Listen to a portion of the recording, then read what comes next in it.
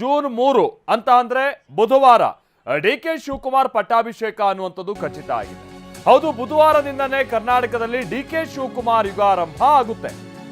ನಾಳೆನೋ ಅಥವಾ ನಾಡಿದ್ದು ಸೋಮವಾರನೋ ಅಥವಾ ಬುಧವಾರನೋ ಈ ತರಣ ಅಂತ ಗೊಂದಲ ಇತ್ತು. ಯಾಕಂದ್ರೆ ಡಿ ಕೆ ಶಿವಕುಮಾರ್ ಅವರು ಕೂಡ ಮೂರು ಡೇಟ್ಸ್ಗಳನ್ನ ಕೇಳಿದ್ರು ಅಂತ ಹೇಳಿ ತಿಳಿದು ಬಂದಿದ್ದಂತ ಸಂಗತಿ ಆಗಿತ್ತು. ಅದರಂತೆ ಈಗ ಬುಧವಾರ ಅನ್ನುವಂತ ಡೇಟ್ ಅನ್ನು ಏನ್ ಕೊಡ್ಲಾಗಿತ್ತು, ಆ ಬುಧವಾರದಂದೇ ಪ್ರಮಾಣ ವಚನ ಸ್ವೀಕರಿಸೋದಕ್ಕೆ ಒಳ್ಳೆ ಸಮಯ, ಅವತ್ತೇ ಸ್ವೀಕಾರ ಮಾಡಿಬಿಡೋಣ ಅಂತ ನಿರ್ಧರಿಸಲಾಗಿದೆಯಂತೆ. ಜೂನ್ 3ನೇ ತಾರೀಕಿನಂದು ಸಿಎಂ ಆಗಿ ಡಿ ಕೆ ಶಿವಕುಮಾರ್ ಪ್ರಮಾಣ ವಚನ ಸ್ವೀಕರಿಸ್ತಾರೆ ಲೋಕಭವನದಲ್ಲೇ, ಅಂತ ಅಂದ್ರೆ ರಾಜಭವನ. ಸೊ ಲೋಕಭವನದಲ್ಲಿ ರಾಜ್ಯಪಾಲರು ಪ್ರತಿಜ್ಞಾ ವಿಧಿಯನ್ನ ಬೋಧಿಸೋರು ಇರ್ತಾರೆ. ರಾಜ್ಯಪಾಲರಿಗೆ ಈಗ ದಿನಾಂಕ ಮತ್ತು ಸ್ಥಳದ ಬಗ್ಗೆ ಡಿ ಕೆ ಶಿವಕುಮಾರ್ ಮಾಹಿತಿಯನ್ನ ಕೊಟ್ಟಿದ್ದಾರೆ. ಸ್ಥಳದ ಬಗ್ಗೆ ಯಾಕೆ ಅಂತಾರೆ ಸ್ವಲ್ಪ ಗೊಂದಲ ಇತ್ತು. ವಿಧಾನಸೌಧದ ಮೆಟ್ಟಿಲುಗಳ ಮೇಲೆ ಏನಾದ್ರು ಕಾರ್ಯಕ್ರಮ ಆಯೋಜನೆ ಮಾಡಬೇಕಾ ಅನ್ನುವಂಥ ನಿಟ್ಟಿನಲ್ಲಿ. ಆದರೆ ಬೇಡ, ಲೋಕಭವನದಲ್ಲಿ ಹೇಗಿದ್ರು ಗಾಜಿನ ಮನೆಯಲ್ಲೇ ಪ್ರಮಾಣ ವಚನ ಸ್ವೀಕಾರ ಮಾಡೋಣ ಅಂತೇಳಿ ನಿರ್ಧರಿಸಲಾಗಿದೆಯಂತೆ. ಡಿ ಕೆ ಶಿವಕುಮಾರ್ ಅವ್ರ ಜೊತೆ 12ರಿಂದ 14 ಮಂದಿ ನೂತನ ಸಚಿವರಾಗಿ ಅವರು ಪದಗ್ರಹಣ ಆಗೋರಿದ್ದಾರೆ, ಶಾಸಕರುಗಳು ಅಂತೇಳಿ ತಿಳಿದು ಬರ್ತಾ ಇದೆ. ಎಷ್ಟು? 12ರಿಂದ 14 ಮಂದಿ. ಉಳಿದಂಥದ್ದನ್ನ ಹಂತ ಹಂತವಾಗಿ ಫಿಲಪ್ ಮಾಡ್ಕೊಂಡು ಬರ್ತಾರೆ ಅಂತ ಕಾಣಿಸುತ್ತೆ.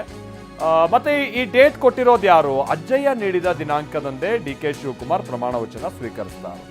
ಪ್ರಮಾಣ ವಚನಕ್ಕೆ ಜೂನ್ 3ರ ಮುಹೂರ್ತವನ್ನ ಅಜ್ಜಯ್ಯ ಕೊಟ್ಟಿದ್ರಂತೆ. ಸೊ ಬುಧವಾರವೇ ಪ್ರಮಾಣ ವಚನಕ್ಕೆ ಅವ್ರು ಮುಹೂರ್ತ ಕೊಟ್ಟಿದ್ದು. ಸೊ ಅಲ್ಲಿ ವಿಷಯ ಏನು ಅಂತಾರೆ, ಡಿ ಕೆ ಶಿವಕುಮಾರ್ ಅವರ ಜಾತಕದ ಪ್ರಕಾರವಾಗಿ ಜೂನ್ 3ನೇ ತಾರೀಕಿನಂದು ಶುಭ ಮುಹೂರ್ತ. ರಾಜ್ಯಪಾಲರ ಭೇಟಿ ಬಳಿಕ ನೇರವಾಗಿ ಅಜ್ಜಯ್ಯನ ಬಳಿಗೆ ಡಿ ಕೆ ಶಿವಕುಮಾರ್ ಅವರು ಹೋಗಿದ್ರು.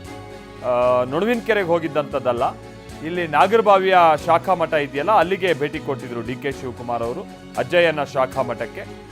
ಅಲ್ಲಿ ಹೋಗಿ ಅಜ್ಜಯ್ಯನ ಪಾದುಕೆಯ ದರ್ಶನವನ್ನ ಪಡ್ತಾರೆ ಡಿ ಕೆ ಸಹೋದರರು.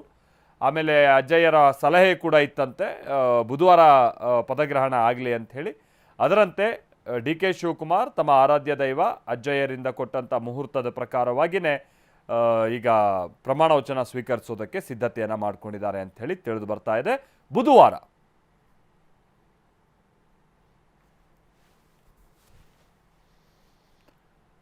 ಇನ್ನೊಂದು ವಿಷಯ ಅಂತಾನೆ, ಡಿ ಕೆ ಶಿವಕುಮಾರ್ ಅವರ ಪಟ್ಟಾಭಿಷೇಕ ಬಹಳ ಸಿಂಪಲ್ ಆಗಿರುತ್ತೆ. ಅದ್ದೂರಿತನ ಇರಲ್ಲ, ಆಡಂಬರತನವೂ ಇರಲ್ಲ. ಯಾಕೆ?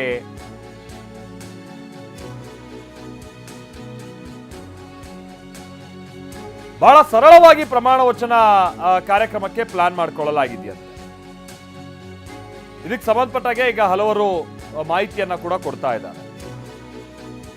ಲೋಕಭವನದ ಗಾಜಿನ ಮನೆಯಲ್ಲೇ ಡಿ ಕೆ ಶಿವಕುಮಾರ್ ಅವರ ಪದಗ್ರಹಣ ನೋಡಿ. ಅಲ್ಲೂ ಒಂದು ಸೂಚನೆ ಅಥವಾ ಒಂದು ಮೆಸೇಜ್ ಕೊಡೋ ಕೆಲಸ ಆಗುತ್ತಂತದ್ದು. ಏನು ಅಂತ ಅಂದ್ರೆ, ಪೆಟ್ರೋಲ್ ಡೀಸೆಲ್ ಬೆಲೆ ಬಹಳ ಏರಿಕೆ ಆಗ್ತಾ ಇದೆ.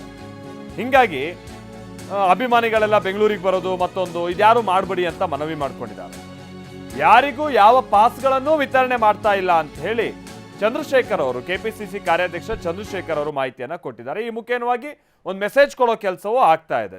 ದೇಶದಲ್ಲಿ ಬೆಲೆ ಏರಿಕೆ ಜಾಸ್ತಿ ಆಗ್ತಾ ಇದೆ.